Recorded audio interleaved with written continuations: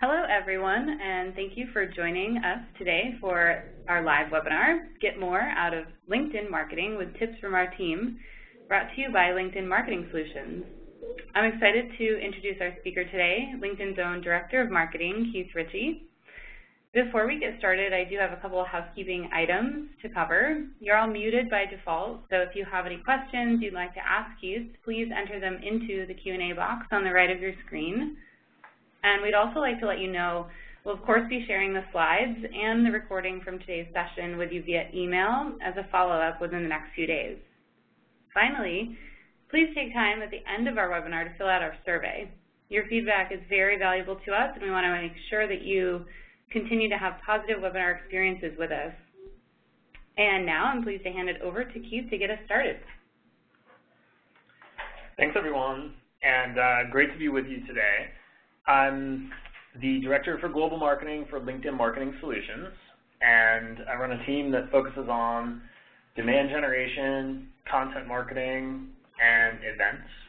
And I'm going to talk to you today about how we are using LinkedIn to help further our goals across those three teams. And we'll get into specific best practices that we've uncovered and discovered through our use of the platform. And Michelle, thank you for the introduction. Michelle's actually a member of my team, and so she's been pioneering a lot of the best practices that you'll see here. As she mentioned, if you have a question, I'm going to be doing some Q&A at the end, so you can submit it in the Q&A box on WebEx. Again, this is being recorded, and if you do have feedback for us, we'd love to hear it. There'll be a survey available at the end of the webinar, and I encourage everyone to follow us on social media, both on Twitter and with our LinkedIn showcase page. So more specifically, what I'm going to cover today, I'll talk first about the main marketing challenge that we see in the industry broadly, not just for us, although it is a challenge we see definitely. It's our main challenge, and we think it's a big enough challenge that many other marketers share it. So I'll first share a perspective on that, and a perspective also on what the solution is. And spoiler alert, the solution is content marketing. So I'm going to then dive into our content marketing approach and then spend the bulk of the time talking about our best practices on LinkedIn and how we're using LinkedIn primarily for content marketing. So the challenge that we see is this. It's a complicated and often elongated and nonlinear buyer's journey in today's modern digital world. So that little figure 8 thing on the left is a representation of the buyer's journey and how, in many cases now, it's almost like a loop, and it's nonlinear, and it has some twists and turns in it. And 90%, up to 90% of the journey can be complete before customers reach out directly to brands. This is because customers are now more empowered than ever with information accessible anytime, anywhere, on any device, on demand, and customers now can inform themselves better before making decisions, which means they don't have to talk to brands directly until much later in the process, after they've done a lot of their research through third parties, through strangers with opinions, through friends, etc. And this is all enabled by the powerful computing devices that everyone carries around in their pockets. So that 90% stat, 90% of the journey is complete for a lot of customers before they reach out directly. So it could be up to 90%. That stat comes from some research that Forrester did, and it was specific to B2B, but the same dynamic holds in B2C. So whether you're a B2B marketer or a B2C marketer, this is likely a major challenge. So if you're faced with this challenge, you understand the problem is if they're waiting until they're 90% through their decision process before they reach out, then how do you influence their decision? Well, luckily for marketers, there is a way in here. There is a way in to influence the decision before they're directly engaging with your brand. And that comes from the fact that on average, 10 pieces of content are consumed before a purchasing decision is made. This is research that was done by Google. And this doesn't mean that they're consuming 10 pieces of content per brand or 10 pieces of exactly the same kind of content. This just means that 10 pieces of content, maybe it's branded content, maybe it's not. Maybe it's really heavyweight content like a white paper, or maybe it's something very lightweight like an infographic. 10 pieces overall are consumed before the decision is made. So if you can develop compelling content, your brand now has an ability to be in the consideration set and influencing the path to decision before that 90% mark is reached, before that buyer decides to reach out directly. So content marketing is the solution to this primary challenge we see of the complex and nonlinear and empowered buyer's journey. And so for us, for our marketing team, we've put content at the core. And this visual represents that. We have a content marketing team that's generating content, but other teams outside of that are also now creating content marketing. And it's fueling a lot of our demand gen work. So over 2/3 of all of our leads are coming from content. And that's our primary marketing objective for my team, demand generation.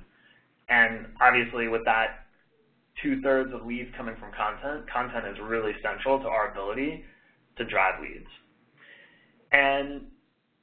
So that's fueling a lot of demand generation campaigns.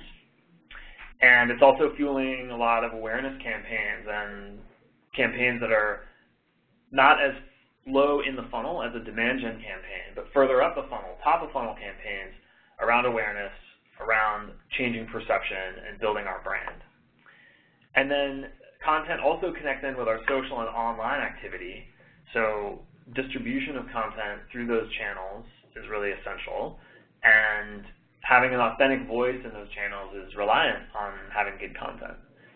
And then content works two ways at our events. We have content that we're bringing to events that we're either sponsoring or that we're hosting, and then we're capturing content at events because there's lots of great content being projected on stage, being discussed on stage, but then also there's great content in the minds of the participants and the attendees at events.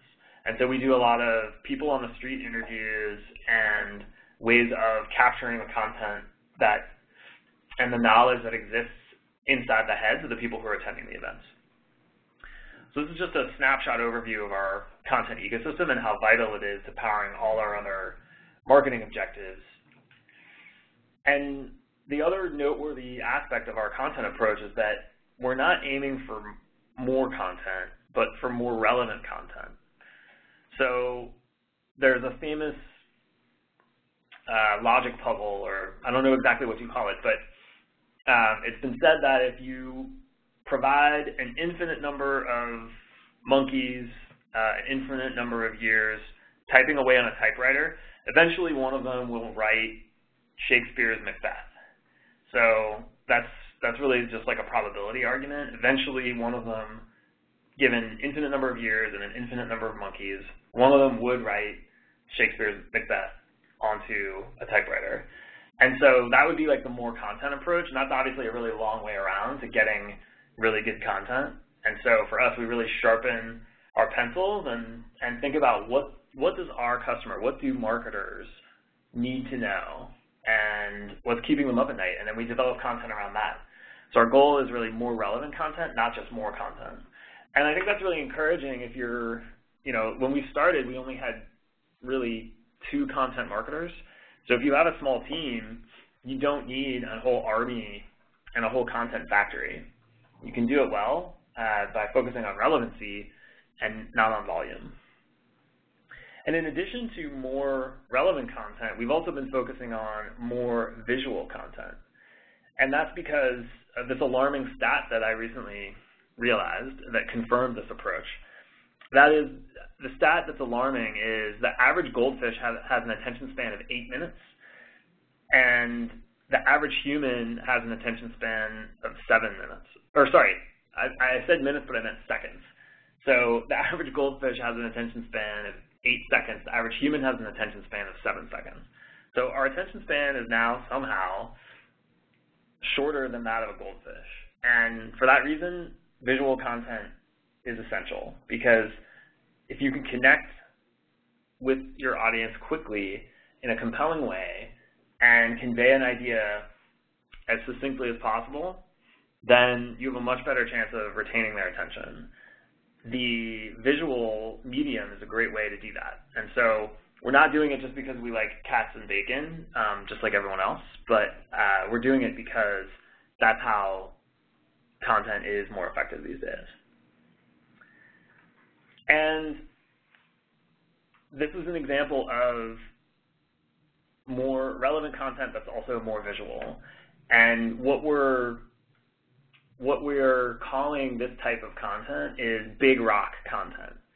So you may have seen recently we published a guide to creating your first big rock content, and we're doing some smaller pieces of content around that theme. So you may have seen that from us, but for just to define it, a big rock is a piece of content that can have a shelf life of more than a quarter because it tackles a big subject or a really popular theme and has a strong point of view on that theme and contains a lot of knowledge about that theme that you can then break into smaller little pieces, which we call turkey slices. And I realize we're mixing the metaphor between a rock and a turkey, so something that's not alive, and carving it up into slices.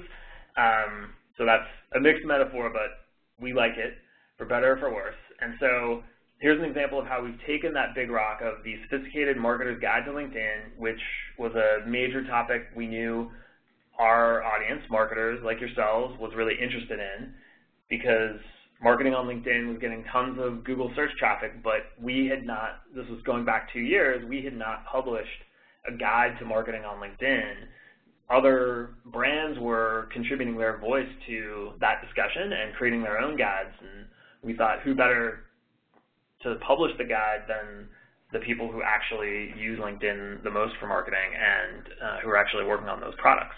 So we created the Sophisticated Marketer's Guide to LinkedIn, and then it's a big rock because it was a big topic. We created this pretty heavyweight 40 or 50-page guide, and then sliced it up into all these different turkey slices, infographics, SlideShare presentations, created a podcast series, a lot of blog content, and then we had influencers who were guests of ours contributing to Q&As inside the Sophisticated Guide.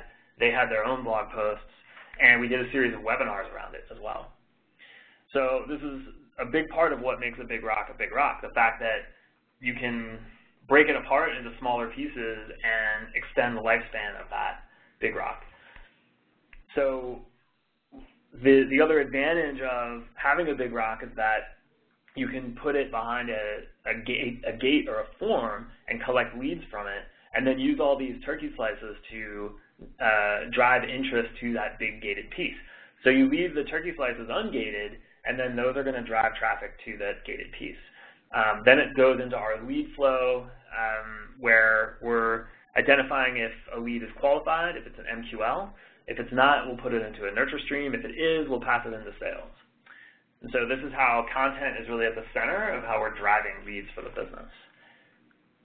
And ultimately with content, what we found is that you need creativity, you need a consistent voice over time, and really importantly, you need effective distribution. So the screenshots here are from LinkedIn Sponsored Updates interface and show how you can target on LinkedIn to a really granular degree. So all of these attributes here on that left-hand screenshot about targeting by company size, the industry the company's in, job function, the degrees that the target has, groups they belong to, and seniority.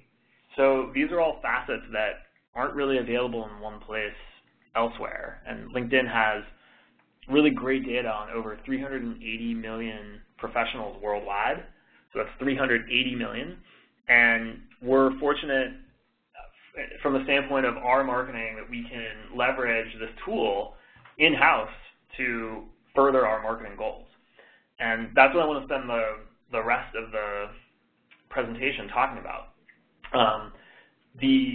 And before I do, I'm just going to make one other observation about the LinkedIn platform and why it's so powerful for content marketing in particular, and why that's therefore so important to our marketing overall. And that's because LinkedIn's really evolved into a publishing platform for professional content.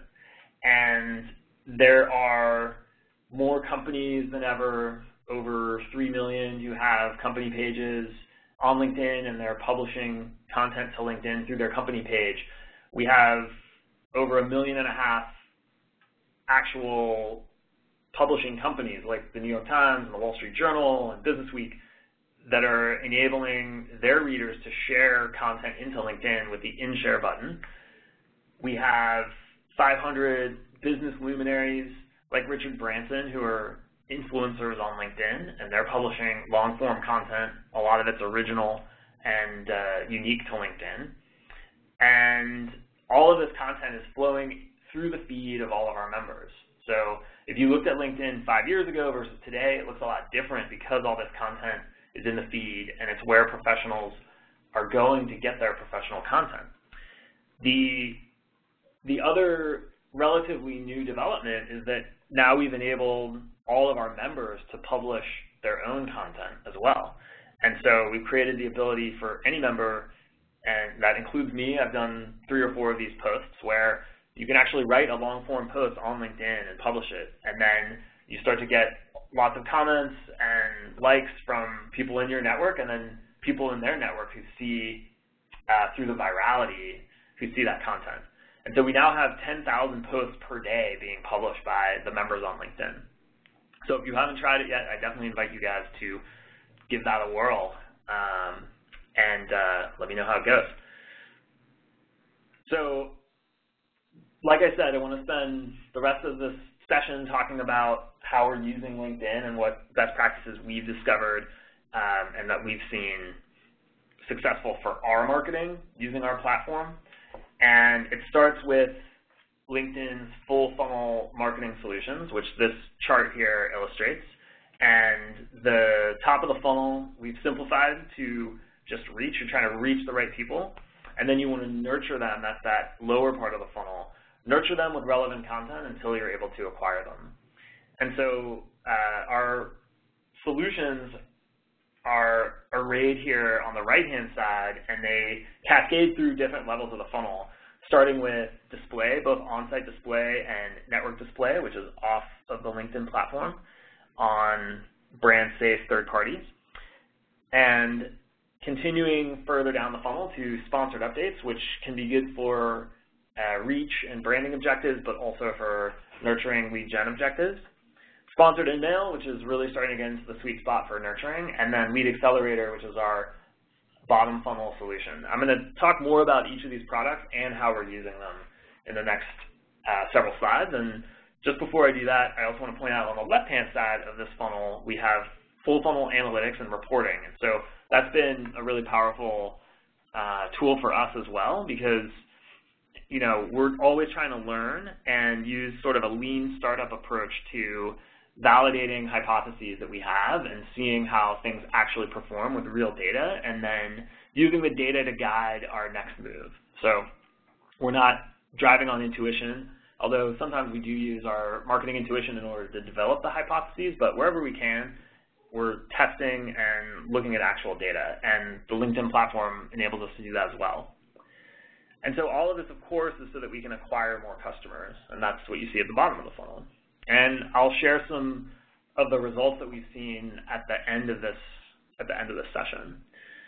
So it all starts at the top of the funnel with LinkedIn Onsite Display, and for us, we're using this because we want the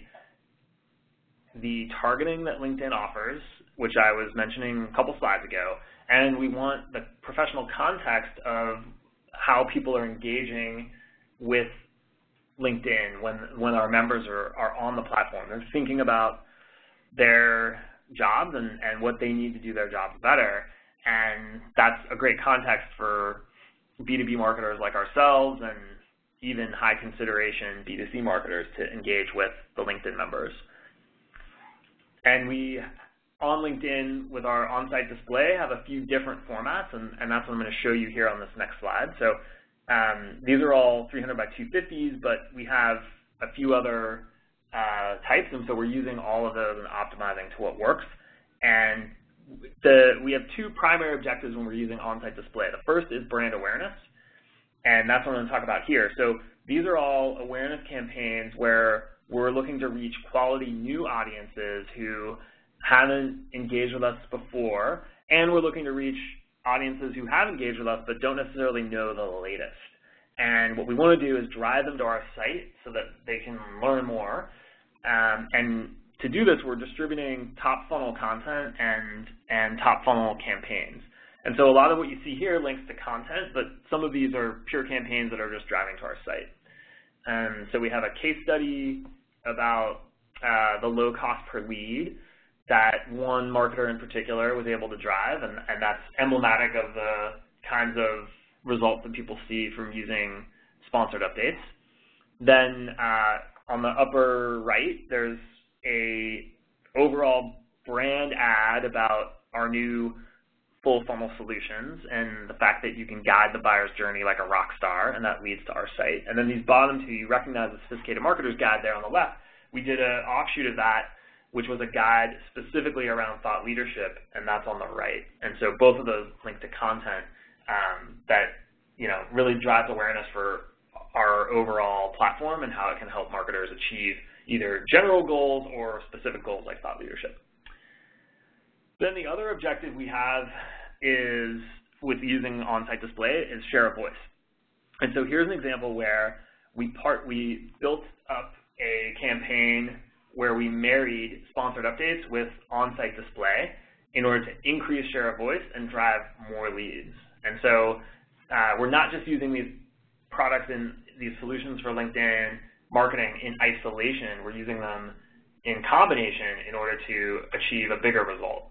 And I'll call out other examples as we go of where a specific channel was part of a bigger program using multiple different channels on LinkedIn. So here's two channels, sponsored updates and on-site display, where we're maximizing our share of voice on the platform and making sure that marketers, because that's who we were targeting in this case, are seeing the content that we're trying to share. So both of these were content campaigns. On the left, this is the Big Rock guide that I was referring to, and we have a sponsored update, which is the bigger image, and then the 300 by 250 unit to get the guide. And then we also developed an ebook about some thought leadership observations that in the 21st century now, marketers are even better positioned if they can be hybrid marketers, and so using all of the tools and technology that are available, like marketing automation, content management systems, and developing all of those multi-dimensional skills. And so we had a sponsored update, again, the bigger image, and the Spotlight ad, which is another different ad format that we offer. It's a native advertising format on LinkedIn, so it appears in the context of other parts of the platform. It looks very similar to the actual native experience of LinkedIn, and it's personalized because it uses the profile data to pull in the headshot from the individual member's profile. And so this is a actual member, and we're showing them how they can become a hybrid marketer. So that's a Spotlight ad there on the right. And together, we got more share of voice and drove more leads with these campaigns. So I'm going to move now to LinkedIn Network Display. This is the off-platform way to reach LinkedIn members. So you're using the exact same targeting you're using when you're targeting LinkedIn members with on-site display or with any of our products. So our products are all underpinned by the same targeting. But here, we're able to reach members wherever they travel on the web across thousands of different publishers that we partner with that are all brand safe and nothing out of the ordinary there. So we're able to now take the same targeting that we're using to target with on-site display and make sure that the LinkedIn members are seeing our messages when they're visiting other destinations on the web. And so this is a reach and frequency play for us, and we're able to drive further engagement and reach even new audiences than we would if we were just using on-site display. So we like this combination of using on-site display with network display. And there's a particular augmented measurement tool for network display. A couple of screenshots are here on the left, and you can actually see the full funnel impact of your network display performance, which is another added bonus for us. And so here's an example of, again, really a upper funnel awareness campaign where we wanted to drive that reach and frequency with the engagement off of our platform.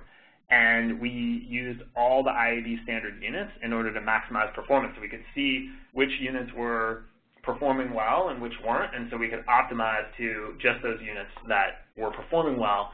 And we started with all units in order to then drive that optimization. So I'm going to move to the next level of the funnel. I spent a lot of time talking about content marketing in the upfront, and you can see how we're using the display products to drive both broad awareness and brand building, but also drive to specific pieces of content and help further our content marketing objectives. Sponsored Updates is our marquee content marketing product. It's native advertising and it's content in the feed. So you see here examples. These screenshots actually come from Adobe, but I'm going to show you then our own examples on the upcoming slides. So this is just an overview slide for the product where the examples happen to be from Adobe. Since we're talking about how we're using LinkedIn, all the other examples in the rest of the section are going to be from LinkedIn. And you see here how the exact same content flows seamlessly across devices. So on the left, this is a desktop or laptop image. On the right, this is how the feed looks on the tablet. And then on the far right, this is the smartphone view. And it's the exact same update. You as the marketer publish once, and LinkedIn does all the work on the back end to seamlessly integrate it across devices. So this is how you're getting content in the feed and how you're getting content specifically on mobile as well as desktop. So it starts for us with our showcase page, and this is a subset of the LinkedIn company page, and we've built a specific showcase page for LinkedIn Marketing Solutions. And this is our central content hub. It's where we're publishing content organically, multiple posts a day, and any bigger piece of content like an infographic or an ebook or a webcast that we're generating, we're going to be talking about it on our showcase page and making sure that our audience of marketers who are following the page, and we now have well over 17,000 followers. Hopefully some of you are followers of the showcase page. And so all of those followers are seeing, have the opportunity to see our content. Then we also can sponsor that content and give it even broader reach. And that's what this is an example of. This is a sponsored update that we published from our showcase page. It actually was a third-party piece of content about 15 ways to become a LinkedIn power user. So we're not just publishing content that we have created, we're also curating content that's about industry trends and is about LinkedIn and marketing. It could be about any of those things. So for us, the sponsored updates are driving engagement, they're driving quality traffic, and most importantly, they're driving leads. So 30% of leads in any given quarter are coming specifically from the sponsored updates channel. And because of that, we're allocating our budget accordingly. And I'm showing you guys this math because it might be helpful as you think about your own budgets for content marketing or for LinkedIn. But obviously, your businesses are all different, and you'll have your own specific equation. So I'm not prescribing this by any means, but just offering it in case it's helpful. We're using a 70-30 split where 70% of our sponsored updates budget is going to activities that are driving leads, and 30% is going to everything else. And what we've seen with sponsored updates is that variety really matters. And so you want to create, remember I said before how visual is the new headline, and it had that image of cats and bacon.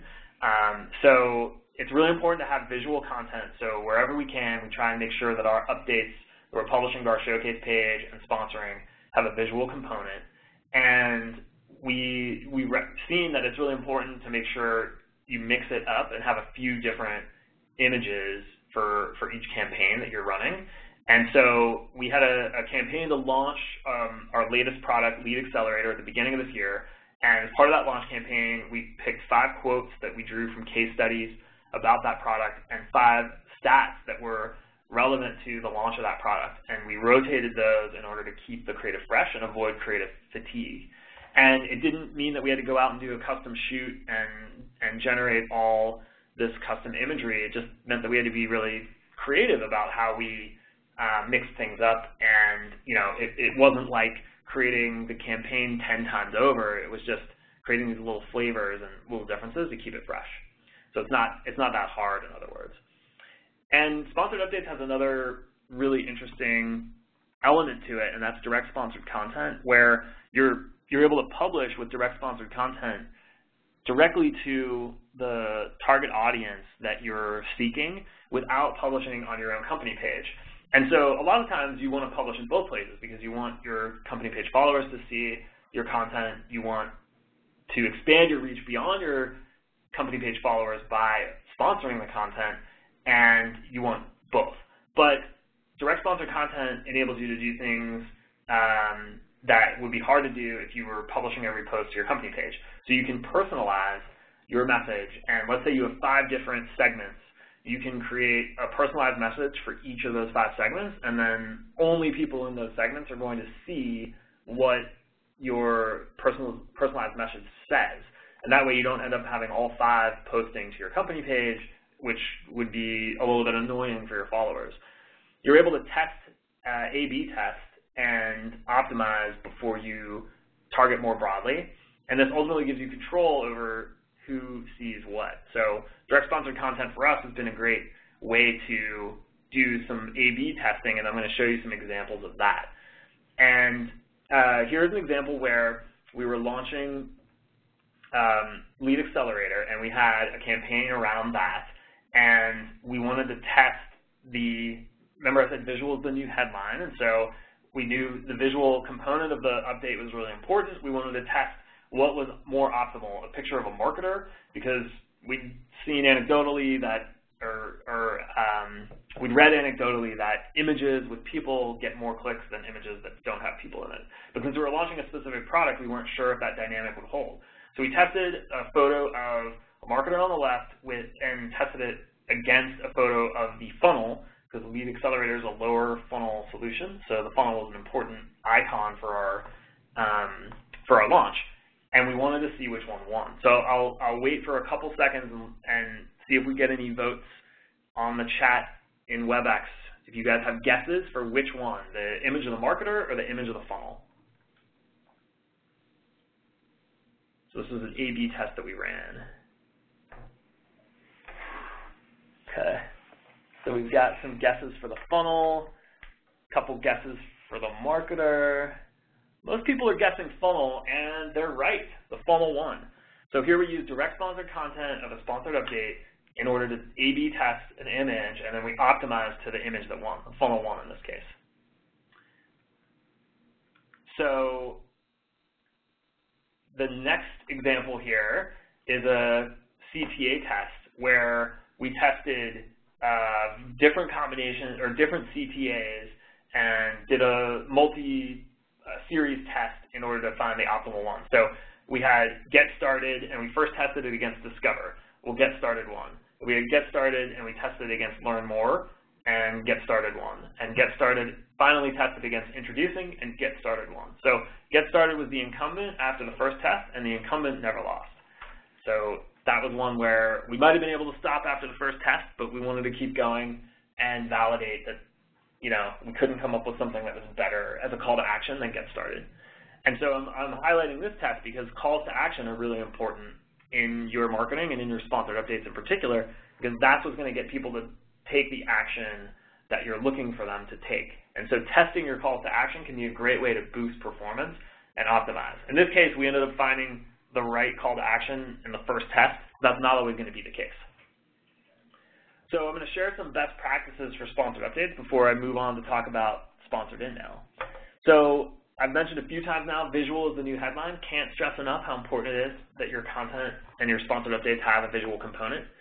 Keep it short and sweet because remember, the sponsored updates are in the feed, so it's native advertising. It's given the same same prominence in the feed as other types of content, and so people are scrolling through their feed, and you want to make sure that you get that stopping power.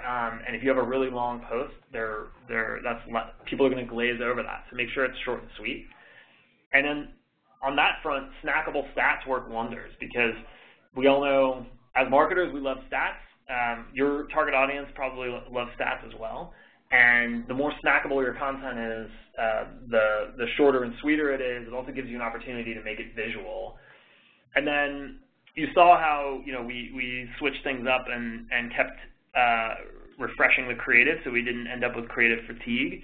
And that's why variety is the spice of life. So variety is the spice of life both within a specific campaign, making sure you have a little bit of a mix, keep it fresh, but then it's also the spice of life regarding the editorial calendar that you have for your content on your page and in your sponsored updates over time.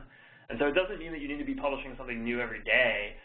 In fact, you want to make sure you're sticking with the winners and keeping your campaigns live that are working. So don't switch everything out every day, but you want to make sure that over time you're giving your audience variety. So moving now further down the funnel into really the nurture section of the funnel, the lower funnel. This is the sponsored InMail product, which is a email type product that's specific to LinkedIn, and it's also a native advertising product because it's part of the LinkedIn platform. When any member logs on, they have their inbox on LinkedIn, and sponsored InMail is a way for marketers to enter that inbox, and it really outperforms standard email, as you'll see from a couple of the examples that we've done. So this example here on this product overview page happens to be from Salesforce, but all the rest of the examples I'm going to show you are actual examples that we ourselves have run at LinkedIn. And what you see here is InMail, much like sponsored updates, it works seamlessly on desktop and on mobile, and it's actually been optimized for the smartphone. And that's really powerful, obviously, because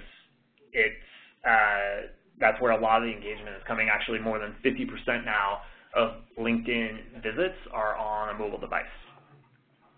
And so we're using InMail, sponsored InMail, to raise brand awareness, and then more importantly, to drive leads and to build relationships with our customers. And it enables us to, again, seamlessly flow across desktop and smartphone. And the other important thing to note about sponsored InMail is it leverages what we call dynamic delivery. And so the messages are only delivered to the LinkedIn member when they're actively engaged on the platform. So you get 100% deliverability. And there's a 60-day window of exclusivity. So a single member cannot receive more than one sponsored InMail from any company. So you get one sponsored InMail as a member every 60 days. And this creates a lot of exclusivity around the InMails that people receive, and it really drives up the performance. So I'll show you a couple of case studies on how we're using sponsored InMail and some tests that we ran, and hopefully this is instructive for how you guys can optimize your both email and sponsored InMail campaigns. So we had an event back in May called Finance Connect. It's our gathering of finance marketers.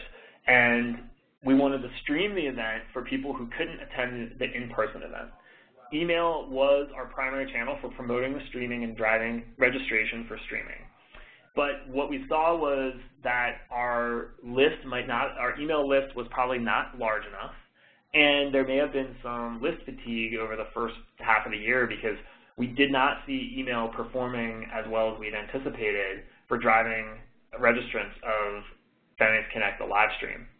And so we turned to sponsored InMail to send messages to new prospects that were not in our email database. And InMail delivered a big registration boost. I'll show you on the next slide exactly how much it contributed. But first, I have another little quiz. So we have here the email. This is the actual email that went out, not the sponsored InMail. And this is what wasn't performing as well for us as we thought. The open rate was pretty good, 24%. That's not bad for a big invitation email, but the click-through rate definitely left room to improve. And so I sort of gave the answer away, but so I'll ask how much higher click-through rate do you think we saw with sponsored InMail? So that's really more of a rhetorical question because it's a hard question to answer without knowing the data. But really more than 10x, 10 times the click-through rate the sponsored InMail saw versus the email. So the sponsored InMail is here on the right. It's the Finance Connect invitation. Really high open rate as well, 41% open rate. That's, for us, great. We were super happy with that. And then obviously this click-through rate to the registration page was much higher than what we were seeing with regular email. So because of that, we got exceptional registration results, and sponsored InMail was driving really over, it enabled us to more than double the registration for the live stream that we saw from the email. Here's another example of how we tested something with an A/B test using sponsored InMail. So again, if you're looking to optimize performance of your program, sponsored InMail is a great way to do some A/B testing because of the way the targeting works. You can create two different populations to target and then A/B test creative. So we were promoting a webcast back in April about harnessing the power of the full funnel and showcasing our full funnel solutions as LinkedIn. And we promoted this not just with an InMail, but with email, with sponsored updates, with the blog, and with social media. And what we wanted to do is A/B test the sender of the email. So our hypothesis was that if you send an email from an individual person, a real person, it'll drive more registrations than if you send it from a company. So another quiz here: which sponsored InMail performs better? The one that's from a person, that's here on the left with a 3.9% click-through rate, or the one on the right that's coming from a company? It's coming from LinkedIn Marketing Solutions. So any guesses here in the chat? Was it better from a person or from a company? Again, our hypothesis was person would be better. So I see a few guesses for person, see a few guesses for company. Looking about split 50-50. So we thought person would be higher, and we were wrong. Almost double the click-through rate came from the company. So that was a very surprising finding, and it was good that we tested our hypothesis because we would not have necessarily known that. And here you see the registrations that came from the InMail. So really high percent of registrations came from that InMail because of the performance there. Much higher than the email. And I'll share now some best practices for sponsored InMail.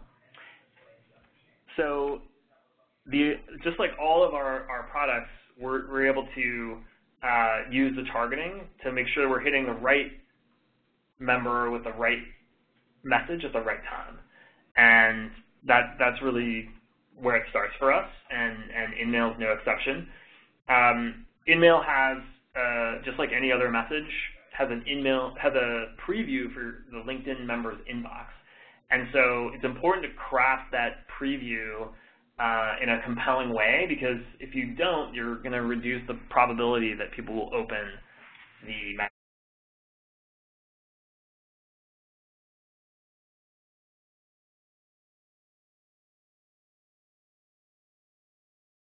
In terms of making sure we're calling out what's in it for them and how we can help, and what the message that we're sending helps, rather than strictly selling through our value proposition. So taking more of a thought leadership angle versus a straight up, here are the 5 key bullets of our value prop, like please, call us now, that kind of thing.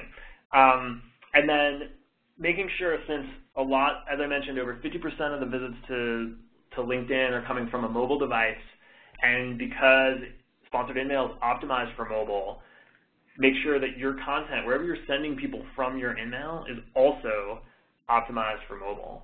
So the landing pages, if you're trying to get them to register for a webcast or register for an event, make sure that's optimized for mobile. If you're sending them to ebook, if the ebook's not optimized for mobile, at least make the landing page where they're downloading the ebook optimized for mobile. And if you're just sending them, if it's an awareness campaign and you're sending people to your site should be optimized for mobile as well. And ideally, if you have a lower funnel objective for InMail, which is really what it's best suited for, you're creating a simple landing page with a clear conversion path. And so we have been working really hard on my team to simplify our landing pages, A/B test them to optimize them, and really follow this best practice about creating a clear conversion path once people are on the landing page, whether that page is for registering for something or downloading an ebook. So we've reached the bottom of the funnel where it's all about driving leads, and this is the newest solution in our portfolio, Lead Accelerator. And this is what we're using to nurture leads and create more high-quality leads for our sales team. And Lead Accelerator enables us to do that by engaging the LinkedIn Marketing Solutions prospects wherever they are online once they visited our site. So this is particularly useful for converting all of the people who visit the LinkedIn Marketing Solutions site but don't provide an email by filling in a form. And then even if they do, we know that average open rates across the industry, and ours are pretty similar, average open rates for email are 20%, and that leaves another 80% where people aren't opening them. And ultimately, we're able to evaluate the impact of our nurture programs with the analytics tool that comes as part of Lead Accelerator. So this is how we got started using Lead Accelerator. Step one, we identified the audiences that we wanted to target with it, and that came about by looking at the traffic we were getting to our site and segmenting that traffic into different populations. So I'll talk more about those different populations on the next the next page. But step two here, this is about sequencing the ads for those different populations. So we have different sequences for the different segments, and ultimately we saw increased conversion. We're seeing increased conversion from this program, which we then look at the data and figure out how to optimize creative in order to increase conversions even more and measure everything throughout. So here's an example of 4 Lead Accelerator streams that we've created. We have more than these 4, but just to keep things from getting overwhelming, I've just looked at 4. And I mentioned different segments. So the first stream here on the far left, this column, is under the header of engaged. And so these are people who have visited 2 or more pages on our website. So they're engaging at a deeper level than people who are just bouncing from the home page, which is that second segment. And so we've been able to, using the LinkedIn data, identify these 2 segments of behavioral, these 2 behavioral segments, the engaged segment and the homepage bouncer segment. And then we also look behaviorally at who's visiting the Lead Accelerator page, who's visiting the sponsored updates page, and creating specific nurture streams given those behaviorally indicated interests. And you can see how the streams differ in terms of the content that we're sharing. I mean, they all have a similar look and feel in terms of the branding and the fact that they're driving to a call to action with the yellow button, but we put the creative in a different order. We put the streams in a different order based on the behavior that the segment is displaying and also based on the behavior we want to drive. So a homepage bouncer, you want to start with more upper funnel content and really start at the beginning because they don't know that much about LinkedIn Marketing Solutions yet. They've only visited the homepage and bounced. Versus the engaged population, they're looking a little deeper. Their familiarity is a little higher, so you want to start them with something a little further down. And then Lead Accelerator, you want to pay off the interest in that product by really talking about the product, talking about the value of nurturing, and sponsored updates. Similarly, you want to talk about that product, success stories, and case studies, how-to tips on how to do sponsored updates better. And I mentioned at the beginning how I was going to talk about the business impact that LinkedIn's platform has enabled us to drive. So I'll talk now about how we look at success on my team, and then this could be helpful for if you guys are, some of you are still working through how you're defining success for your marketing organization, or maybe there's some ideas here on, adding an extra KPI into your mix. So again, this is for our objectives and for the goal that my team has. This is the success metrics that we've defined, and I'm not prescribing these for anyone. Again, just illustratively sharing them with you, so maybe it can jog some ideas. So the other thing to note before I talk about these individually is the importance of brevity, right? So we don't have 100 KPIs, we only have these 4. And that really keeps us focused and enables us to drive the most impact against each of these 4. So at the reach level of the funnel, we're looking for quality traffic and engagement. And then in the lower part of the funnel, where we're nurturing audiences until we acquire them as customers, we're looking for marketing qualified leads, that's MQLs, and the pipeline that marketing is contributing to sales. So for quality traffic this year, we've seen that 72% of our visits, and we're using the LinkedIn analytics tools in order to assess this, 72% of our visitors are Manager Plus, so we're reaching the right levels of seniority, and that's a great quality indicator for us.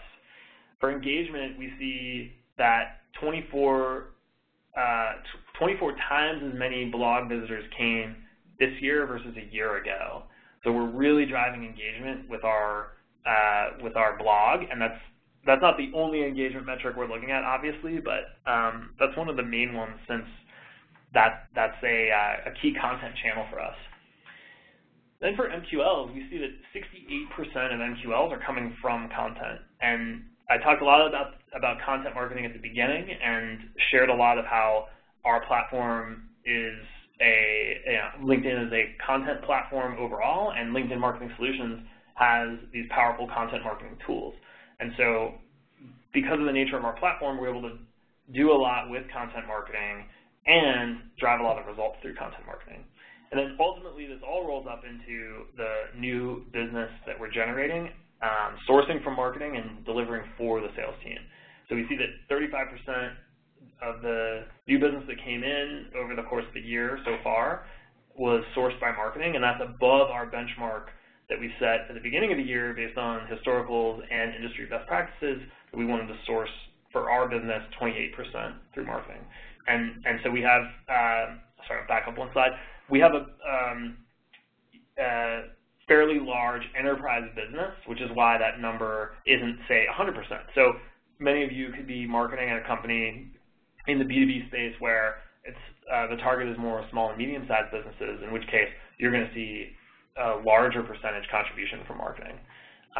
But for us and where we were, given our enterprise business, we've set the benchmark at 28%, and so we're seeing well north of that benchmark, and that gives us something to feel good about, which is good.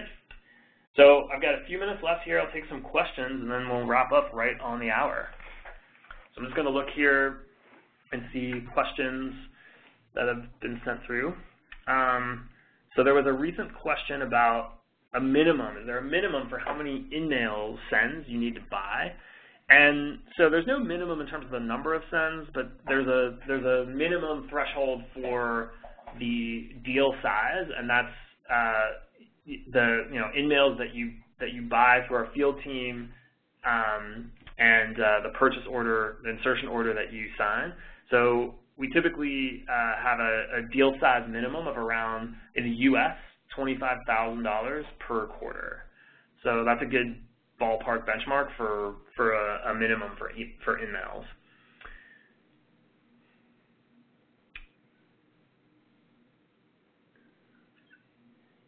So how often do you recommend posting content on LinkedIn Showcase pages? Once a day, once per week? So that's a great question. Thanks, Leah. The recommendation really varies on your objectives and on your capabilities. So it may not be possible for your team to focus there to get the posting frequency above once a week. But certainly once a day is a good benchmark, because that keeps the audience engaged, and it keeps the content fresh, and it keeps a variety, and then it also enables you to have a large set of updates to analyze and find the ones that are resonating the most in terms of engagement rate, and then sponsor those. So you see what updates are seeing the greatest engagement, and then sponsor the ones that are. So I would say good rule of thumb is once a day, but again, that doesn't have to be an update that's totally written by your team, meaning like the entire content and where it's driving is all something created by your marketing team. It could be like the example I shared where we were posting a third-party article about our business, and it could also be even a third-party article that's about the industry in general that you know would be relevant to your audience. So you want to make sure you're mixing that up too. You don't want to always be posting about yourself. You don't want to always be posting content that just your team has created. Question about the marketing automation tool we're using for our nurturing campaigns. So we're using Lead Accelerator a lot for our nurturing campaigns, obviously, and I just spent time talking about that. This question, let's see, who asked that question? Sorry, I'm just going to roll this up. David asked that question, so good question, David. And David, you asked the question before I got to Lead Accelerator, so hopefully now that you've seen that, that answers the big part of your question. And then we also do email nurturing, and we use Eloqua, and Eloqua is actually now integrated with Lead Accelerator, or vice versa. Lead Accelerator is integrated with Eloqua, and so we're able to use both in tandem and in a coordinated way, which is great. So Chad asked a question about what are the tools used for tracking and reporting. So we have two different tools for tracking and reporting. We have the Marketing Solutions tool, which is used for tracking and reporting on LinkedIn Network Display and Lead Accelerator. And then we have the Campaign Manager, which is used for text ads, a self-serve ads tool, and it's used for sponsored updates.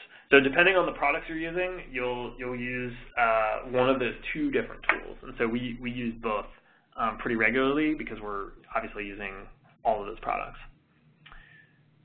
Let's see here, Jasmine asked a question about the main purpose of a showcase page. Thanks, Jasmine. So the showcase page actually could have two main purposes. One main purpose would be to highlight a particular business unit or segment of a bigger business, right? So at LinkedIn, we have a few different business units. We have a talent solutions business. We have a sales solutions business. We have the overall LinkedIn business. So LinkedIn has the overall company page, and then there's the showcase pages for talent solutions, for sales solutions, and then marketing solutions. So that's one primary use case for a showcase page, highlighting a particular business unit or component of the business and giving it its own voice.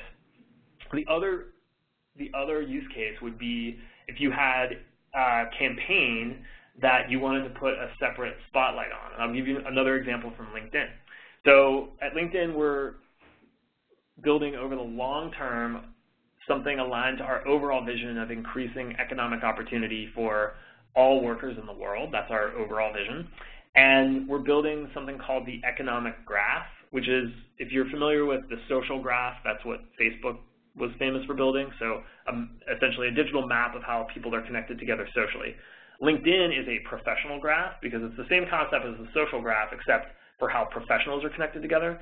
And then an economic graph is how the economy across the globe is connected together at a granular level. So all of the companies in the world, all of the workers in the world, all of the job openings in the world, all of the skills that are needed to fill those job openings, all of the institutions and organizations that can help people get those skills, like universities and vocational institutions, and mapping all of that together. And so that's a longer-term project that LinkedIn's embarked on, and we have a showcase page for the economic graph because it's part of this campaign. So obviously the economic graph for us is going to be a multi-year thing, and a showcase page ideally is something that has that sort of duration, but you can run it obviously for a campaign that has a shorter shelf life than multi-years. So those are the two use cases. And I think we're right at time, so I'm going to stop here. Thanks all for attending. Thanks for joining. And thanks for all your questions. And I wish you guys great luck in all of your marketing, obviously on LinkedIn, but just in general as well. So thanks.